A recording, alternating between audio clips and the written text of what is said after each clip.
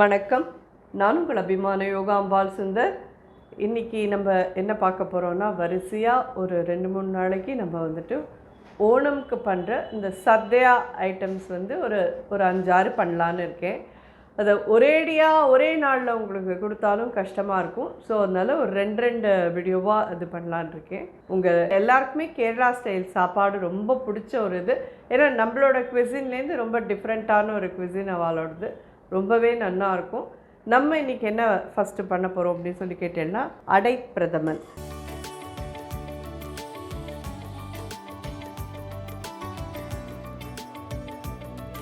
இந்த மாதிரி அடை கடையில் கிடைக்கும் உங்களுக்கு. இந்த மாதிரி இருக்கும். அது இந்த மாதிரி அரிசியில் பச்சரிசியில் பண்ணியிருப்பாது. இதை வாங்கி நல்லா நான் என்ன பண்ணினேன்னா, ஒரு 1/2 hour போல் கொதிக்கிற வெந்நீர் விட்டு ஊற வச்சுட்டேன். அதுக்கப்புறமா இந்த அடைக்கு தேவையான அளவுக்கு தண்ணி விட்டு இதை கொதிக்க விட்டுருங்க. ஒரு 1/2 மணி ஊற விட்டுருங்கோ. அதுக்கப்புறம் தண்ணி விட்டு இதை நல்லா கொதிக்க விடுங்கோ. இது கொதிக்கிறது வந்து நல்ல ஒரு உங்களுக்கே தெரியும். இந்த ஸ்பூனால் எடுத்து பார்த்தீங்கன்னா இது வந்து நல்லா வெந்தது தெரியும் உங்களுக்கு. எப்படி கிளாஸியாக இருக்குது தெரியுது இல்லையா? அந்த மாதிரி ஆச்சுன்னா வெந்திருக்கு இது நல்லா. இதுக்கப்புறமா நம்ம இதில் வெல்லம் ஆட் பண்ணலாம். ஸோ இது வெல்லம் போட்டு தான் நம்ம பண்ண போகிறோம். நான் வாங்கின அடையில் தான் இதை பண்ணவும் பண்ணுறேன். அடையெல்லாம் நம்மளால் பண்ணுறதுன்றதுலாம் சாத்தியம் இல்லை. ஸோ இது வெல்லம் போட்டு தான் பண்ண போகிறோம். அடை நல்லா வெந்திருக்கு. இந்த ஸ்டேஜில் இந்த பாயசத்துக்கு அடப்பிரதமனுக்கு தேவையான வெல்லம் இதிலேயே ஆட் பண்ணிக்கலாம். ஒரு கரண்டி, 2 கரண்டி, 3 கரண்டி கிட்ட வெல்லம் போடுறேன்.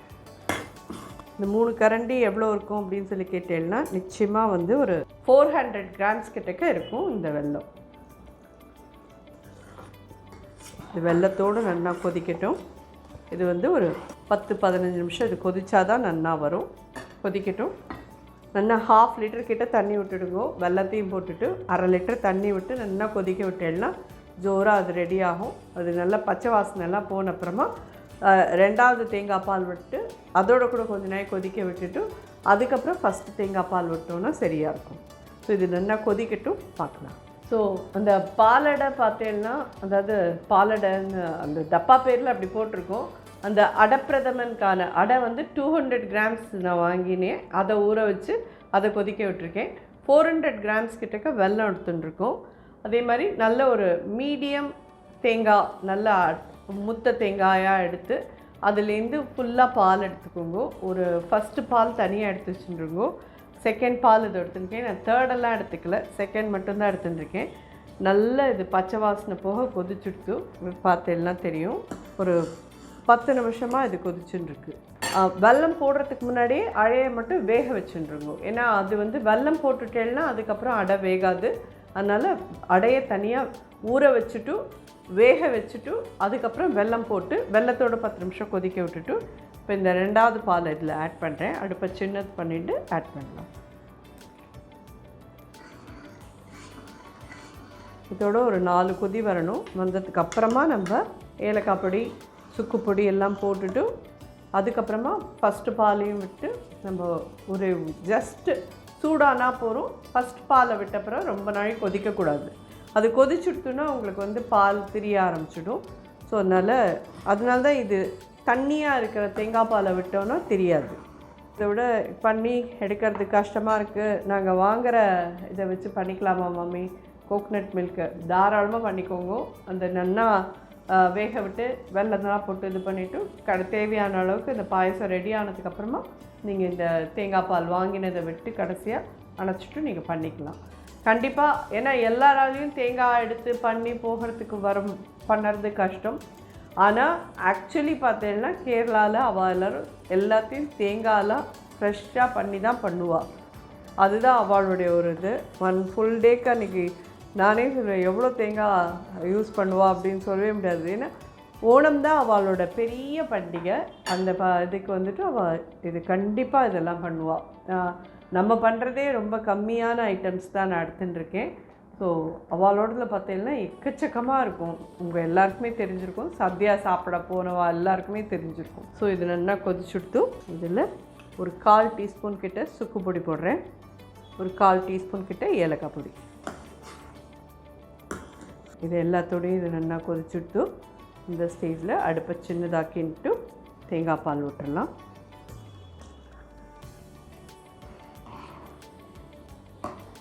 அதனால தான் அடுப்பு சின்னதாக இருக்குது. இது அடுப்பை பெருசாக்கின்றாதீங்கோ, கரெக்டாக இருக்கும். இந்த இது ஒரு ஜஸ்ட்டு கொஞ்சம் நல்லா சூடாகட்டும், இதை அடுப்பை அணைச்சிடலாம். நம்ம இது ரெடியாக எடுத்து கொதி வர வேண்டாம், ஜஸ்ட் இந்த மாதிரி இதுலேருந்து புகை வருது பற்றியல, இந்த ஸ்டேஜ் இருந்தாலே போகிறோம்.